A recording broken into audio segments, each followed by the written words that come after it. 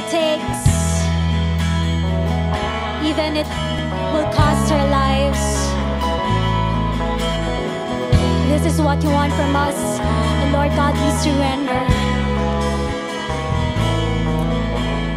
Purify my heart, let me be as gold in precious silver. Purify my heart, let me be as gold, a pure gold.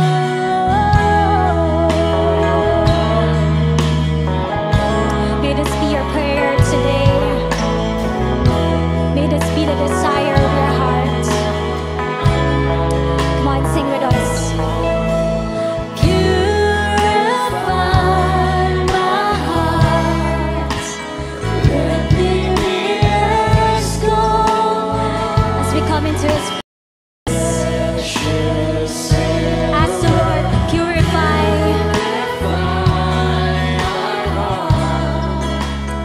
Let me be as gold, a pure gold. Refiner's fire, my heart's one desire is to be holy, set apart for you, Lord. I choose to be holy, set apart for you, my Master, ready to do your will.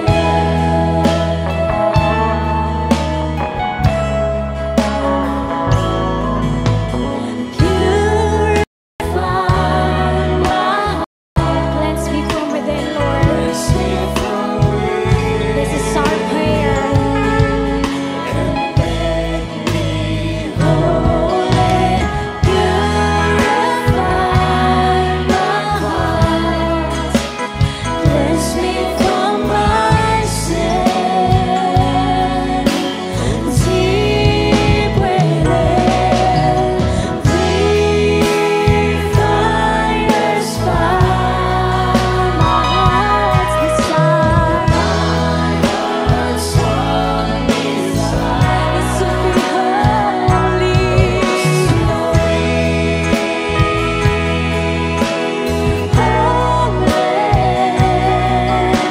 Set apart for you, Lord. I choose to be holy.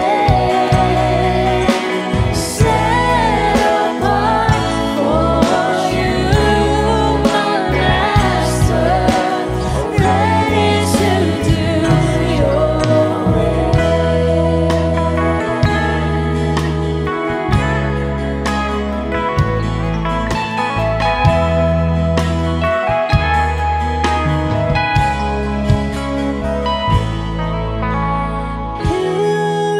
Purify my heart, cleanse me from within, and make me holy. Purify my heart, cleanse me from my sin. Deep within, refiner's fire. Come on, lift your voice to God and sing. My heart's one desire is to be holy, is to be holy, set apart for you, Lord. Choose to be holy, set apart for you, my Master, ready to do your, ready to do your, ready to do your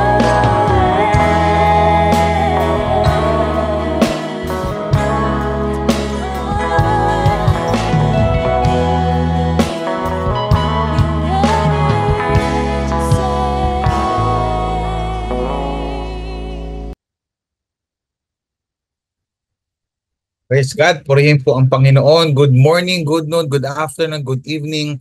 Anumang oras po kayo nanonood ngayon o nakakadalo po ngayon sa ating pong online service. Saan man pong panig ng mundo, gusto ko po kayong batiin ng isang pinagpalang araw po ng linggo. And I hope that you are all doing well.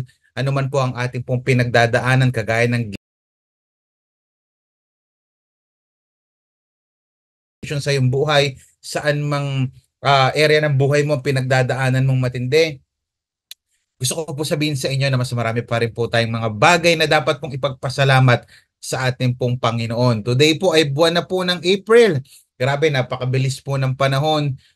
Tapos na po yung first quarter ng taong ito. And I praise God dahil sa kabila po ng ating pong mga pinagdadaanan, ay patuloy pa rin po kayo nakakasubaybay at nakakadalo sa ating pong mga online na gawain. Ngayon pong araw pong ito, dadako po tayo sa ating pong April series. Welcome po kayo sa ating pong brand new series for the month of April entitled Meltdown. Pwede po bang sabay-sabay po nating i-chat sa comment section, Meltdown. Come on, type na rin the chat. How does God respond to us when we totally melt down? Maganda pong pag-uusapan yan. April series po natin for the whole month of April. We're going to talk about meltdown. How does God respond? Paano po nagre-respond ang ating Panginoon kapag tayo ay dumadating sa punto na totally meltdown na po tayo? Medyo matindi po pinagdadaanan natin sa ating finances, sa ating physical, sa ating emotional, sa ating pong tinatawag na spiritual. Lahat po ng mga bagay na pinagdadaanan po natin, pwede po nating ika-meltdown yan. And ang malaking katanungan, paano po si Lord mag-respond? Ano yung mga ginagawa ng Panginoon every time na tayo po ay nagme-meltdown sa tindi po ng mga problemang pinagdadaanan po natin sa ating po mga buhay? Today, we're going to talk about our mind. Pwede bang i-type natin sa comment section, mind. Come on, type that in the chat, mind. Yan, praise God. Now, alam niyo po, ang ating pong isipan ay kagaya po ng isang apoy. Yan, type natin sa comment section, apoy. Our mind is like fire. Isa pong apoy, ang apoy po ay pwedeng maging helpful sa ating buhay, pero pwede rin naman maging destructive sa ating buhay. Ganon din po ang ganon ang apoy. Pwede siya maging helpful sa ating bahay, pwedeng buhay. Pwede rin siyang destructive sa ating bahay o buhay. Bigyan ko example, kapag ang isang apoy ay nalagay sa maayos like fireplace, ito po ay magiging helpful for us to keep warm. Pero kapag ang apoy po kung saan-saan mo nilagay sa iyong tahanan, mayroong posibilidad na maging destructive ito. Pwedeng masunog yung iyong buong bahay. So ganun din po ang ating isipan. Ang ating pong isipan, kagaya ng apoy, ay pwedeng maging helpful at pwede rin naman maging destructive. Remember, as Christians, ang ating pong battle is in the mind. Although spiritual po yan, pero dito po lahat naglalaban sa ating pong isip to be stronger than our emotion. Bakit? Importante po ang ating pong isipan. Now, ang sabi ni Martin Luther King Jr., tingnan niyo po itong sinabi niya. No one can doubt that having a tough mind, listen to this, having a tough mind is a great need. A nation of soft-minded men is purchasing its own spiritual debt through an installment plan. Ibig niya sabihin, kapag tough ang mind mo, importante yan sa ating buhay, lalong-lalo na sa bansa. Kapag ang malambot, ibig sabihin hindi tough, hindi matibay ang pag-iisip ng mga tao o ng mga namumuno, para kang nagkaroon ng spiritual death o kamatayan ng pagkatalo, ng failure, ng pagkakabagsak. Kaya lang installment plan, ibig niya sabihin diyan na patuloy at declining ang buhay ng isang nation. Now, alam niyo ba that according to a study entitled Mental Toughness, ang title po niya, The Concept and Its Measurement. Sabi doon sa isang article na to, sa isang study, mental strength is the capacity of an individual to deal effectively with stressors. Lagi po natin tatandaan, whether you like it or not, ikaw man na estudyante, employee, employer, negosyante, ikaw man ay magulang, ikaw man ay young professional or adult, whether ikaw ay may girlfriend, boyfriend, or single, or working student, merong mga stressors po sa ating mentalidad. Merong stressors. Mental strength is fundamental to live your best Christian life right now. Kinakailangan po, kagaya ng kung kayo po ay nakakakita ng mga nag-gym o familiar kayo sa gym, sila po ay pumupunta sa gym to build physical muscles para ma-develop po nila ito. Ganon din po pagdating sa ating pong mental muscles, pagdating po sa ating kaisipan. We need to build and develop it. At kinakailangan po ng mga tools and techniques. Now, malaking katanungan, ano nga ba yung mga crucial components for us to have a tough mind? Pag sinabi pong tough mind, ito po ay matibay na pag-iisip. Now, I want you to open your Bible sa Proverbs chapter 4, verse 23. Ito po sinasabi ng salita ng Diyos. Above all, or higit sa lahat, sabi niya, be careful what you think because your thoughts control your life. Today po, samahan nyo ako tonight, this afternoon, anong oras po kayo nakaka-attend ngayon, samahan nyo po ako sa ating talakayin entitled Tough Mind. Pakitype nga sa comment section, tough mind, matatag na isip. Ano po yung mga crucial components? Ano yung meron dapat tayo na ginagawa natin sa ating isipan for us to have a tough mind, yung matibay na pag-iisip. Now, tingnan natin saglit. Ito yung pipigain nating salita ng Diyos ngayon, yung Proverbs chapter 4, verse 23. Ito po sabi ng salita ng Diyos, basahin natin sa English. Sabi ng Bible, above all, be careful what you think because your thoughts control your life. Sabi po sa Tagalog, higit sa lahat, type nga natin sa comment section, higit sa lahat, ingatan mo ang iyong isipan sapagkat kung ano ang iyong iniisip, yun din ang magiging buhay mo. Now, basahin natin sa Amplified Version. Sabi po ng verse 23, keep and guard your heart with all vigilance, and above all that you guard, for out of it flow the springs of life. Ano yung unang component ng tough mind? Number 1, guarded mind. Ang isang matibay na pag-iisip ay bunga po ng isang isip na nababantayan. Pakisabi sa comment section, guarded. Kapag gusto mo lumakas ang yung pag-iisip, kinakailan bantayan mo ang yung mga iniisip. Therefore, sabi ng Bible, therefore, ibig sabihin, you need to protect it higit sa lahat. Yes, marami tayong iniingatan. Yes, marami tayong binabantayan. Pero ang salita ng Diyos, sabi niya, higit sa lahat. Now, anatomically speaking, the Hebrew word lev refers to the heart. Ibig po sabihin, yung Hebrew word po niyan, na lev, ibig sabihin, patungkol po yan sa puso. Kaya lang, bakit sa ibang verse, sa ibang version, guard your mind. Sa iba naman, guard your heart. Now, let me tell you this. Sabi niya dyan, anatomically speaking, the Hebrew word lev refers to heart. But abstractly, listen to this, it can refer to one's inner self, will, understanding, or mind. Now, mga scholars, they did not see the heart and mind in opposition. Lalong-lalo na yung sumulat nito. Kaya nga, pwede nilang gamitin interchangeably yung ating mind and in heart kasi parehas ito ay nag-iisip at nakakaramdam. Now, ang malaking katanungan, paano natin babantayan ang ating pag-iisip?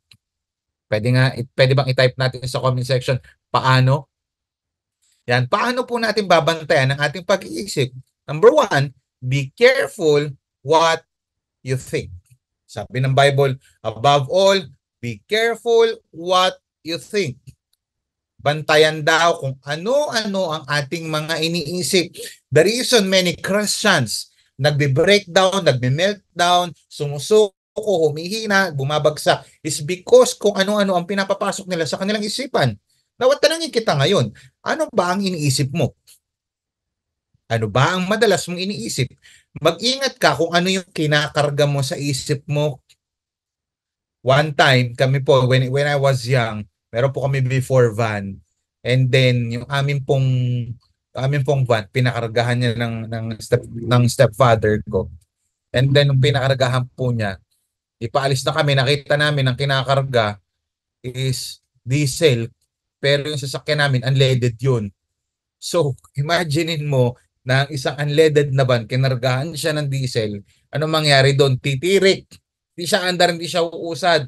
So, ang ginawa namin, pinadrain namin doon mismo sa gasoline station. Why? Kasi imagine mo, kinakailangan kung ano yung kinakailangan nung van namin, which is unleaded, yun dapat ay kakarga. Ang kinarga, diesel. You see, kaya aandar siya pero hindi siya tatagal kasi titirik siya dahil mali ang kanyang naikarga. Ano pwede po nating matutunan dito? Sa ating pong buhay, marami po tayong kinakarga sa ating isipan. Kaya lang, pakitype nga sa comment section, hindi po lahat ng dapat papasukin at ikarga dito ay kinakarga. Bakit? Piliin mo yung mga kinakarga mo dahil hindi lahat ay pinapakarga ni Lord. You see? Kaya bantayan po natin ang ating iniisip. Pangalawa, paano natin i-guard yung ating mga minds? Pangalawa po, una, be careful what you think. Pangalawa naman, be careful how you think. Kanina, what you think. Ngayon naman, how you think. Be careful how you think. Sabi po yan ng GNT. Paano ka ba mag-isip? Kanina, ano ba iniisip mo ngayon? Paano ka ba mag-isip? Mag-ingat ka kung saan mo dinadala ang iyong isipan. Now, meron po kasi tayong tinatawag na mga thinking traps. Pwede bang i-type natin sa comment section, thinking traps. Sabi ng Psychology Today, thinking traps, what are the thinking traps? And thinking traps po, ito po yung mga irrational, yung mga illogical, yung mga foolish thoughts pattern that blind you the truth. Ito yung mga hindi naman tamang pinag-iisip, mga illogical, mga kahangalan na pag-iisip. Ito yung mga thought pattern na nagbubulag sa'yo para makita mo ang katotohanan, causing you, listen to this, causing you to make errors in judgment. The reason minsan namamali ka ng desisyon, namamali ka ng mga ginagawa, is because yung ating pong thinking pattern. Ito yung mga thought na usually negative, na hindi naman tama, na akala natin ito yung tama, kaya lang, it blinds us doon sa katotohanan. Now, let us identify ito mga thinking traps na to. Let's look closer dun sa mga common thinking traps natin. Kaya tayo nagme-meltdown. Sabi ng psychologist na si Aaron Beck at si David Burns, they identified common thinking traps that you can fall into. Ito po yung isang article nila na napakaganda po. Tignan natin. Ano yung mga thinking traps? Number one, ito yung thinking na all or nothing thinking. Yan. All or nothing thinking. Ano ibig sabihin yan? Itong mga taong ito, yung mga pag-iisip nila na ganito, seeing everything as black and white, ano ibig sabihin? Bigyan ko example. Sa mga nagtatrabaho, natanggal ako sa trabaho. Dahil natanggal ako sa trabaho, basura na ang buhay ko. Iba naman sa mga estudyante, bumagsak ako sa math, dahil bumagsak ako sa math, basura na ang buhay ko. In other words, yung kung may mga situation, yung mga ganitong klaseng pag-iisip, kung meron to situation na hindi lang umayon sa kanyang plano, lahat na bagsak, lahat na baboy, lahat na madumi, lahat na trash. Listen, mali po yung ganang pag-iisip. Hindi naman porkit bumagsak ka sa math, hindi ka na magaling sa school. Bakit? Hindi lang doon nakikita ang kagalingan ng isang estudyante sa school. Hindi naman porkit natanggal ka sa trabaho, tanggal ka na sa lahat. Nothing in life is perfect. Kahit wala kang trabaho sa ngayon o kahit bumagsak ka sa ngayon, pwedeng bumangon. Listen, para sa mga nagtatagumpay na Christian, failure is an inspiration. Ito ay gasolina for us to be inspired to do things much better. Kapag I don't know kung saan ka bumagsak ngayon. I don't know kung saan ka nag-meltdown ngayon. Maybe nag-meltdown ka sa prayer meeting. Maybe nag-meltdown ka sa life group. O sumablay ka sa pag-church, sumablay ka sa pagdi-devotion. Hindi porket sumablay ka ngayon, sablay ka na bukas. May mga pagkakataon sa buhay natin na inaalaw ni God ang failure for us to respond positively. Pangalawa, emotional reasoning. Ano ibig sabihin nito? Yung emotional reasoning na ito. Believing emotions to be evidence of the truth. Yan, yung pangalawa. Yung una, dahil bumagsak ako sa isang area ng buhay ko, bagsak na sa lahat. Dahil masama akong tatay, masama na rin akong magulang. Hindi po ganun. Dahil sumablay ako sa pagiging tatay, sablay na rin ako sa pagiging asawa. Hindi po ganun. Emotional reasoning. Ito naman yung pinaniniwalaan niya kung ano nararamdaman ko, yun yung truth. Dahil sabi niya, example nito, I feel useless. Therefore, I am useless. Feeling ko wala akong pakinabang. So, wala akong pakinabang. Listen to this. Yung feelings po natin are not objective evidence of reality. Yung ating pong nararamdaman, hindi porkit nararamdaman mo, yan ay yung totoo. Yes, may katotohanan na nararamdaman mo, pero hindi yan yung absolute truth. Kaya lagi ko pong sinasabi, every time na tayo po ay may nararamdaman, we must align our feelings towards God's Word. Sabi sa Bible, magpatawad ka. Mag-pray ka. Sabi, ayoko mag-pray, di ko feel mag-pray. Sabi sa Bible, mag-pray ka. Ayoko na umattend ng life group. Sabi sa Bible, Hebrews chapter 10, verse 25, hindi dapat natin ma-miss ito. So, saan kasusunod? Sa emotion mo, sa nararamdaman mo, sa salita ng Diyos. Listen, kapag ka nagko-contradict ang salita ng Diyos at ang emotion mo, ang laging mali, ang emotion mo at hindi ang salita ng Diyos. Pangatlo, mind reading. Ito yung isa sa mga thinking traps. Yung mind reading. Immediately, nag-a-assume ka na may iniisip yung isang tao kahit hindi naman yun. Yung nagja-jump ka agad, ito yung isang example niyan. Nagja-jump ako agad sa isang conclusion.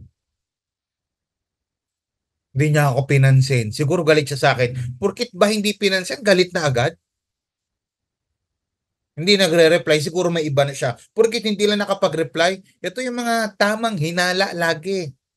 You see, ano pwede nating replacement dito? I-condition natin dapat ang ating isipan that we cannot read minds. Kaya every time na merong hindi ka pinansin, hindi ka na-replyan, go directly to the person. Huwag kang mag-post sa my day. Diba naman yan ganito after all?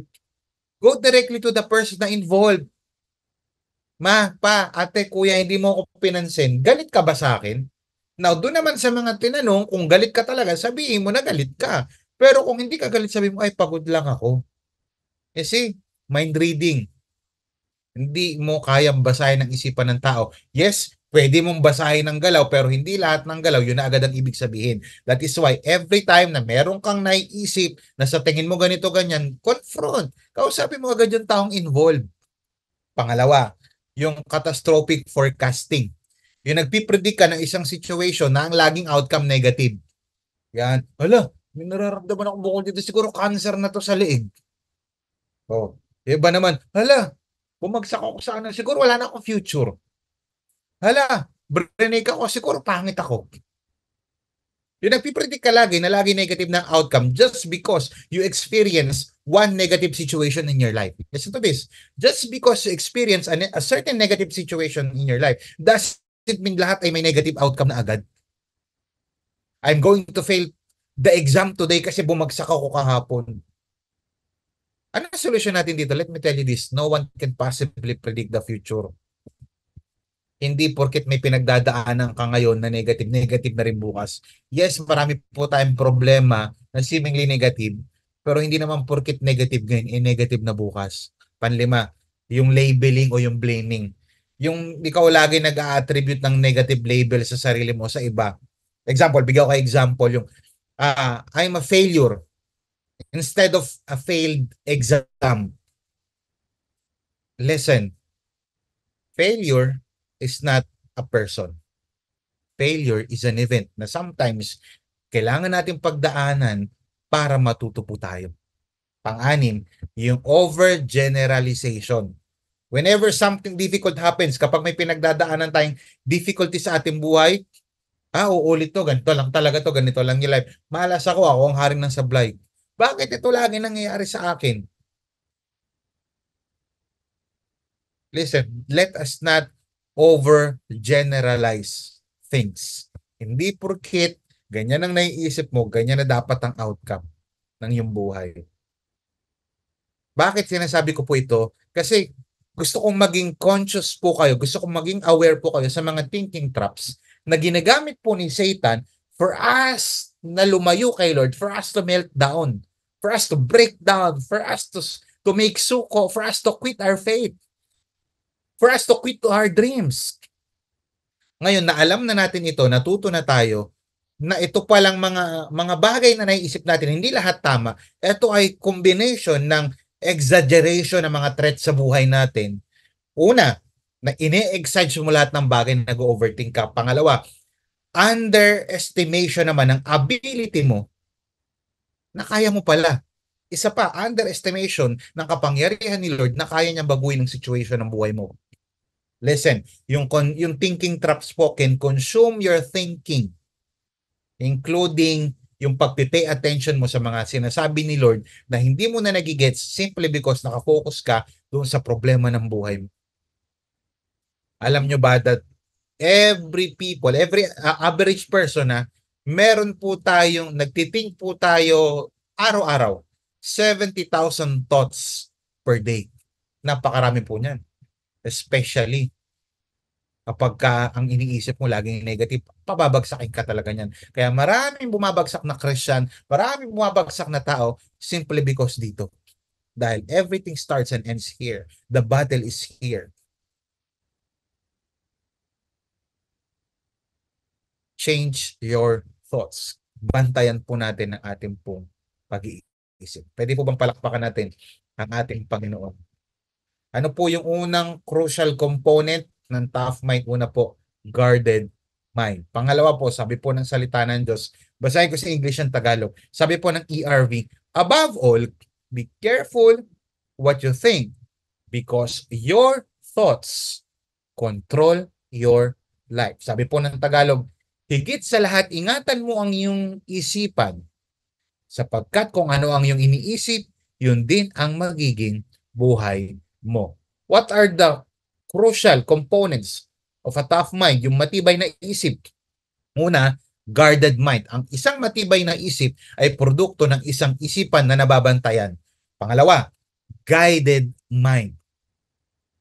Ang isang matibay na ikaisipan o pag-iisip ay produkto din po ng isang utak, isipan na nagagabayan. Bantayan, gabayan, guard, guide.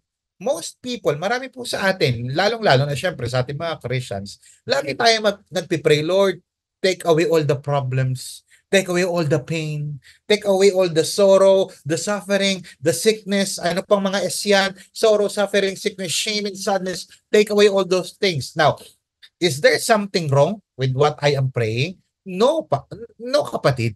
Hindi po masama mag-pray na tanggalin yung problema. Kaya lang kung minsan, ginagamit kasi ni Lord yung problems natin, kagaya ng pain, sorrow, suffering, yung mga karamdaman, yung mga kahiyan, even yung kalungkutan, ginagamit yun ni Lord kasi God wants to work on us first. Why? Because transformation, ang pagbabago po ay hindi mangyayari until we renew our minds. Kaya minsan inaalaw ni Lord yung problema, yung pain, yung sorrow, yung suffering, yung sickness natin, yung shame and sadness because God wants to work on these things na mag-work din sa ating buhay kasi ang transformation po hindi po nangyayari maliban na lamang po magbago tayo ng isipan. Kailangan mabago ang isipan para mabago din ang situation ng ating buhay. Why? Because si Lord hindi concerned doon sa comfort of living natin. Although nambibless siya, but sometimes inaalaw niya itong mga suffering, yung pain, yung sorrow, yung problems, yung sickness, yung shame, yung sadness para matransform po yung ating po pag-iisip. Listen to this very carefully. God is much more concerned with changing your mind than your circumstances. Mas concerned si Lord, hindi sa comfort natin, hindi dun sa circumstansya. Inaalaw niya nga yung circumstansya for us to change our mind. Kasi hanggat hindi ka natututo na kay Lord lang ang tingin, hanggat hindi ka natututo na si Lord lang dapat ang ating dependency, itetesting at iaalaw pa rin ni Lord yun sa atin. Now, bakit napaka-importante po na matuto tayong na i-manage o i-guide natin yung ating isipan? Dalawang bagay. Una, because your thought control your life. Yung ating pong pag-iisip, yan po yung nagkocontrol ng buhay natin. Sabi ng Bible, your thoughts control your life. Listen very carefully, brothers and sisters. Yung pinupuntahan ng buhay mo ay pinupuntahan muna. Listen, pakinggan maigi ha. Yung pinupuntahan ng buhay mo ay nauna na munang napuntahan ng isipan mo. Ulitin ko. Yung pinupuntahan ng buhay mo, yung nilalakaran mo ngayon, pinuntahan na muna ng isipan mo yan. So therefore, we can conclude, kung sino ka ngayon, naisip mo na muna yan. Kung ano ang iyong nagawa, inisip mo na muna siya bago mo nagawa.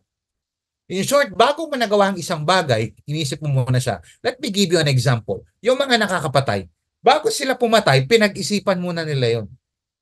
Bago sila nagnakaw, inisip muna nila yung pagnanakaw kasi may pangangailangan ako, kinakailangan planuhin ko ang pagpatay na to o pagnanakaw na to. O yung mga nangloloko, ano yun, nagulat? Hindi sila nagulat. Inisip muna nila na kailangan kong i-scam to. O yung mga nag-aaral, bakit sila nakakatapos? Bakit sila pumapasa sa exam? Pinag-isipan nilang maigi yung mga lessons nila. Sa mga nagtatrabaho, ba't ka nakahanap ng trabaho? Kasi pinag-isipan mo na kinakailangan mo ng trabaho. Bakit ka nakapag-prayer meeting? Ba't ka nasa prayer meeting? Kasi inisip mo importante ang prayer meeting. Ba't ka nagla-life group? Kasi essential ito, community life, discipleship journey. Bakit ka nag-church? Ba't ka nandito? Kasi alam mo, importante ang pananambahan kahit virtual. So kaya maraming tao ang nawawala, hindi naman siya agad nawala sa church. Sa isip mo na nangyari yun. Hindi naman talaga lumayo agad sa Diyos eh. Sa isip mo na, sa isip pa lang, malayo na siya sa Diyos, kaya hindi mo na siya nakikita sa mga prayer meeting, hindi mo na siya nakikita sa church. Pangalawa, your life is shaped by your thoughts. Bakit importante? Kasi yung thought mo ay nagkocontrol ng life mo. Pangalawa naman, yung buhay mo ay sineshape naman ng mga naiisip mo. Be careful how you think. Your life is shaped for better or for worse, for richer or for poorer. Kaya napakamakapangyarihan po ng ating isipan. For example, ang iyong isipan, pwede kang dalhin sa kabutihan, pwede kang dalhin sa kasamaan. Kaya importante po yung mga thoughts na inaalaw po natin na makakaapekto sa ating buhay. Why? Because our thoughts can create reality. Why? Because our mind is the most powerful tool na pwede po nating gamitin para makakreate ng something good or something bad sa ating mga buhay. Ang ating pong mind is a powerful tool. Pwedeng magkaroon po ng kabutihan, pwedeng madala ka sa kabutihan nito at pwede ka rin madala sa kasamaan nito. Kaya ang isipan mo, listen to this, ang iniisip mo ang siyang huhugis o huhubog ng buhay mo. Kaya tanungin kita, ano ang madalas mong iniisip? Ulitin ko, ang iniisip mo ang siyang huhugis ng buhay mo. Di ba, Pastor, Word of God? Oo nga. Pero ang tanong, may Word of God ka ba sa isip mo? Kasi kung puro kahalayan, kabasusan, karangyaan ang nasa isip mo, yun yung huhugis ng buhay mo. Kaya tignan mo maigi, ano bang buhay klase meron ako? Mahirap, di ko kaya, ganito, cannot afford. Yun yung hugis ng buhay mo. Ang dami nating self-limiting belief. Pero kung sinasabi mo, by God's grace, kaya kong makatapos sa pag-aaral, kaya kong umayos yung buhay ko, kaya kong bumait, kaya kong may bago dahil sa tulong ng Diyos, that's mindset. Ulitin ko, yung iniisip mo yung siyang huhugis ng buhay mo. Pag sinabi mong hindi mo kaya, alam mo bang you are right? Pero kapag sinabi mong kaya mo, tama ka ulit. So nakadepende sa inisip mo kung kakayanin mo ba o hindi. Natanungin kita, anong shape ng buhay ang gusto mo? Yan. Hugis mahirap, hugis sumpa o hugis pagpapala? Hugis makasalanan o hugis pinabanal? Hugis kawangis si Satanas o hugis kawangis ng ating Panginoon. Yung hugis kawawa o hugis kahanga-hanga. Ulitin ko, be careful what you think because your life is shaped by your thoughts. Don't forget, pwede nyo pong isulat sa comment section. Never think a thought you don't want to become true. Huwag ka daw mag-iisip ayaw mo mangyari sa'yo. Never think a thing you don't want to happen. Huwag kalimutan, ang pangit na pamumuhay ay resulta ng hindi magandang pag-iisip. Brothers and sisters in Christ, become the manager of your mind. Why? Because your thoughts, most of the time, it becomes your reality. In conclusion, what are the crucial components of a tough mind? Una, guarded mind. Be careful what you think. Pangalawa, be careful how you think. Pangalawa po, guided mind. Your thoughts control your life. Your life is shaped by your thoughts. Mga kapatid, importante. Marami nang sumuko, marami nang nag-breakdown, marami nang nag-meltdown, marami nang hindi sumubok, marami nang tumigil mangarap, marami nang huminto manampalataya kay Lord. And lastly, let me share with you Romans chapter 8 verse 6. Letting your sinful nature control your mind leads to death. But letting the Spirit control your mind leads to life and peace. In conclusion, at the end of the day, we cannot control our minds with our carnal nature. We need the Spirit of God to control our minds. And paano ko ba marireceive si Holy Spirit? Paano ko magkakaroon ng Spirit-filled na controlled na mind? Simple lamang po. You can have that Spirit-filled life by putting your faith in Christ. You see, the truth is this. God loves you so much. Mahal ka po ng Panginoon. Kaya lang, meron pong problema. The problem is, meron po tayong sin problem. We all have sinned and fall short of the glory of God. Lahat po ng tao ay makasalanan, even though mahal tayo ng Diyos, kaya lang makasalanan po ang tao, at yung kasalanan po na yun, yung nagkukos sa atin para mapalayo sa Diyos at mawalay sa Diyos even for eternity. Sabi po ng Bible, ang kabayaran ng kasalanan ay kamatayan. Pero good news po, ang good news po, namatay si Jesus Christ sa cross para sa ating mga kasalanan. Kaya lang, hindi po lahat nakakaunawa nito at kaya lang marami sa atin, kahit alam na natin na si Jesus Christ ay namatay sa cross para sa ating kasalanan, hindi pa rin po lahat nagsisisi at nananampalataya kay Jesus Christ. Friends, brothers and sisters in Christ, kung ikaw kapatid, kaibigan, nanonood ka, and you need peace, peace of mind and peace of heart. Mahirap magkaroon ng peace, mahirap mabantayan at magabayan ng isipan apart from God, apart from His Holy Spirit. If you need the Holy Spirit in your life, you need to realize first na ikaw ay makasalanan at kailangan mo ng tagapagligtas. Let us pray. Father, in the name of Jesus, I pray that you save me. Lord, I know that I'm a sinner in need of a Savior. I need you in my life. I admit that I'm a sinner. I put my faith in you. I believe in what you have done on the cross. I believe sa sinasabi ng gospel na ikaw lamang ang tagapagligtas. At maliligtas ako if I put my faith in you, not my faith in my good works. Because good works cannot save me. God save me. Kung ikaw naman ngayon ay nanghihina, nagme-meltdown ng spiritual strength mo, God wants to strengthen you. God's response is this.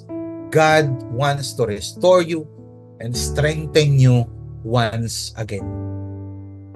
Kung ikaw naman ay may pinagdadaanan ngayon physically, I pray that God will heal you right now in the name of Jesus.